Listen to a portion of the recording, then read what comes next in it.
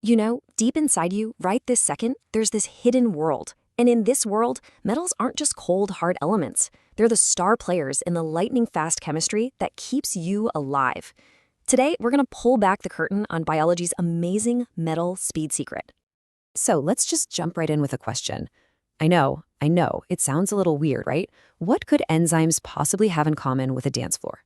But trust me, the answer unlocks one of the most elegant and, frankly, most important processes in all of biology. Okay, so our bodies absolutely rely on metals like zinc, iron, and magnesium to get anything done. But here's the catch. These metals are incredibly powerful, super reactive. So the puzzle is, how does our biology control all that power without, causing total chaos inside our cells? Well, the answer is all about control. And nature's way of controlling these powerful metals is, believe it or not, a constant, incredibly precise chemical dance. And if we can understand the steps to this dance, we're on our way to understanding how life itself works on the tiniest scale.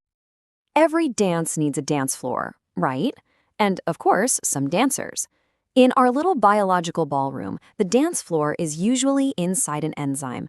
And the dancers? Well, there's something called metal complexes. So let's meet the stars of our show. Okay, I'll admit that definition sounds super textbooky, right? A central metal ion chemically bonded to ligands. What does that even mean? Don't worry. This is where our dance analogy is going to make everything click into place. So just think of it like this. The metal ion is our star, the lead dancer, right in the center of the floor. And those things called ligands, they're simply the dance partners, swirling around and linking up with our lead. That's it. The metal and its partners, together, are the metal complex. See? Suddenly not so complicated. Now, here's where it gets really, really interesting. It's not just about who is dancing. It's all about the tempo. The speed, how fast our lead dancer swaps out partners, is literally everything.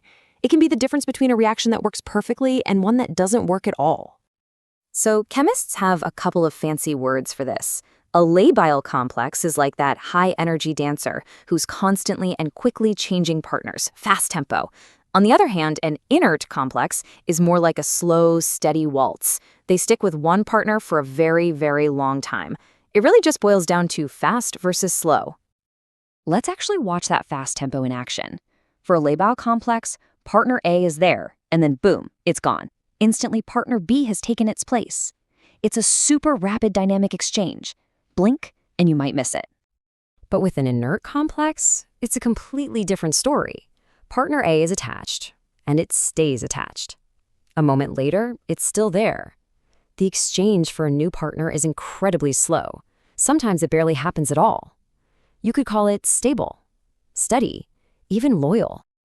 Okay, so we've got our dancers swapping partners either super fast or really slow, but how do they actually do it? What are the specific dance moves they use to make the switch at a molecular level? Well, it turns out that biology has pretty much perfected two main choreographies to get this job done. Let's break them down one by one. So the first move is called the dissociative mechanism. The easiest way to think about this one is as a polite, one-at-a-time swap. First, the original dance partner leaves completely. For just a split second, our lead dancer is all alone. And then the new partner steps in. It's a clean sequence. Leave, then join. Now, the second move gets a little more crowded. It's called the associative mechanism. Here, a new partner actually cuts in, starting to form a bond before the first one has even left. So for a brief moment, our lead dancer is juggling two partners at once until the original one is finally pushed off the floor. All right, so we've got the dancers, the tempo, and the moves down. But why do we care? What's the big biological payoff here? Well, it's huge, because this dance is the secret to how a massive number of the enzymes inside your body actually work.